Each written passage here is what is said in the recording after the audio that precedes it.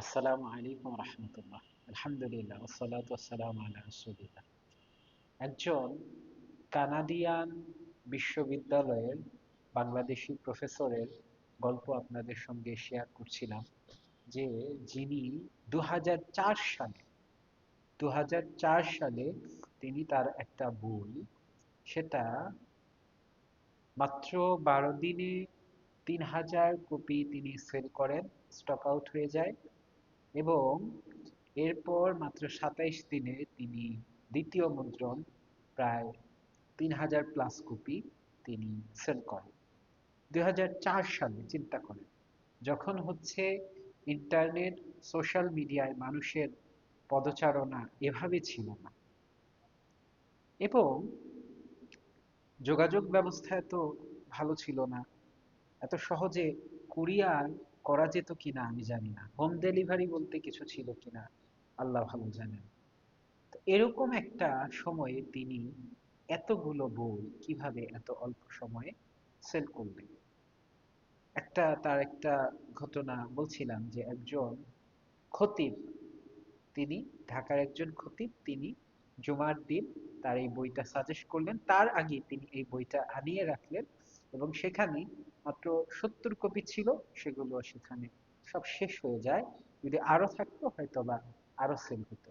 তো এই ঘটনাগুলো আসলে কিভাবে ঘটছিল 2004-এ, এটা কি আমরা কল্পনা করতে পারি? তো তার আসলে কি টেকনিক ছিল বা কি কৌশল ছিল? তিনি কিছু স্টুডেন্টদেরকে তিনি পড়াতেন। তার অনেক স্টুডেন্ট ছিল, সম্ভবত একটা কোচিং সেন্টার বা তিনি ব্যাচ করে পড়াতেন।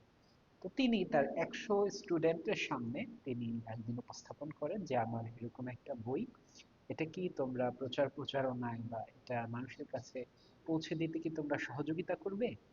সেখান থেকে 26 জন স্টুডেন্ট এই কাজের দায়িত্ব নিল, তার বাসায় হাজির হলো। তিনি ঢাকার 3টি জায়গায় লোক সেট করলেন। একটা হচ্ছে মগবাজারে, আরেকটা হচ্ছে বাইতুল মোকাররমের দক্ষিণ গেটে, 3 নম্বরে তিনি লোক সেট করলেন কাঁটাবনে। কাঁটাবন মসজিদ, যেখানে হচ্ছে বইয়ের একটা বাজার আছে।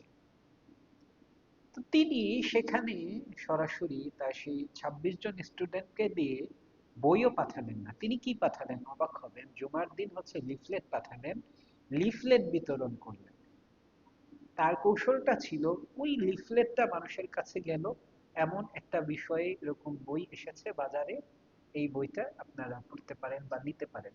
ওই আগ্রহী ক্রেতারা তারা গিয়ে, পাশেই যেহেতু বইয়ের বাজার ছিল, বাইতুল মোকাররমের সেখানে বইয়ের বাজার, বইয়ের মার্কেট, বই বিক্রি হয়, কাঁটাবনেও বই বিক্রি হয়। তো তারা সেই দোকানগুলোতে গিয়ে প্রেসার দেওয়া শুরু করলো, সেই দোকানগুলোতে গিয়ে এই বইটা চাইলো। তাদের কাছে তো সেই বই নাই, এবং সেই বইয়ে কোনো প্রকাশনীরও নাম ছিল না, একটা মোবাইল নম্বর শুধু দেয়া ছিল। সেই মোবাইল নম্বরে তারা যোগাযোগ করলো, এবং লেখক তখন সেই দোকানগুলোতে বই পাঠালেন। এভাবেই হচ্ছে গল্পটা, যে মাত্র 12 দিনে কিভাবে 3000+ কপি বই সেল হলো, এবং 27 দিনে 3000+ কপি বই সেল হলো। বইটির নাম ছিল জাতি গঠনে আদর্শ মা, এবং লেখক হচ্ছেন জাভেদ মোহাম্মদ, যিনি কানাডিয়ান একটি বিশ্ববিদ্যালয়ের বর্তমান প্রফেসর। তো তার প্রতি আমাদের কৃতজ্ঞতা, তার সঙ্গে আমরা অনেক লম্বা সময় আলাপ হয়েছে, অনেক কিছু শিখেছি, জেনেছি। এখান থেকে আমাদের কি শিক্ষার আছে? আমি তার সঙ্গে শেয়ার করছিলাম যে বর্তমানে এইভাবে বই হয়তোবা বিক্রি করা সম্ভব না, বা এইভাবে হয়তোবা বইয়ের হুলস্থুল ফেলে দেয়া একটা বই নিয়ে, সেটা হয়তোবা এভাবে সম্ভব না। সেটা হচ্ছে দুইটা কারণে আমি বলেছি। একটা হচ্ছে আমার এরকম অভিজ্ঞতা আছে মসজিদে বই বিক্রি করানো, খুব বেশি যে বিক্রি হয় এরকম না। 2 নম্বর কারণ হচ্ছে, ওই সময় 2004-এ আসলে বইয়ের বাজারে এত বই আসলে ছিল না, এবং ভালো বইয়ের খুবই অভাব ছিল। সেজন্য ভালো কোনো বই যখনই আসতো মানুষ লুফে নিত। এখন হচ্ছে বইয়ের বাজারে বইয়ের হচ্ছে ছড়াছড়ি, এবং তার মধ্যে ভালো বই কতগুলো সেটা নিয়ে প্রশ্ন থাকতে পারে বা বিতর্ক থাকতে পারে।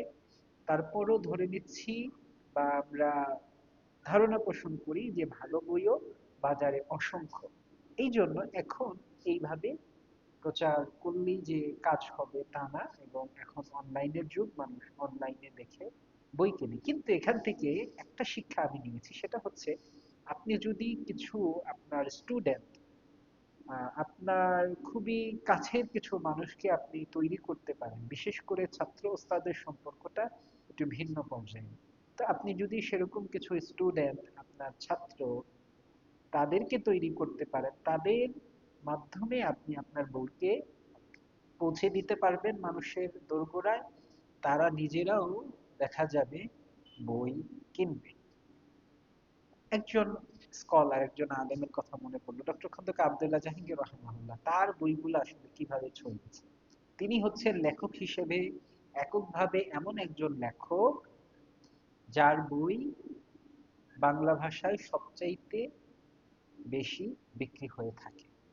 এটা প্রথমত ছড়িয়েছিল তার ছাত্রদের মাধ্যমে। তিনি বিশ্ববিদ্যালয়ের শিক্ষক ছিলেন এবং তার ছাত্ররা তার বইয়ের জন্য অপেক্ষার প্রহর গুনতো, তার নতুন একটা বই কখন আসবে বাজারে, কখন বের হবে, তারা বইয়ের জন্য অপেক্ষায় থাকতো এবং তারাই প্রথমত বইগুলো কিনতো।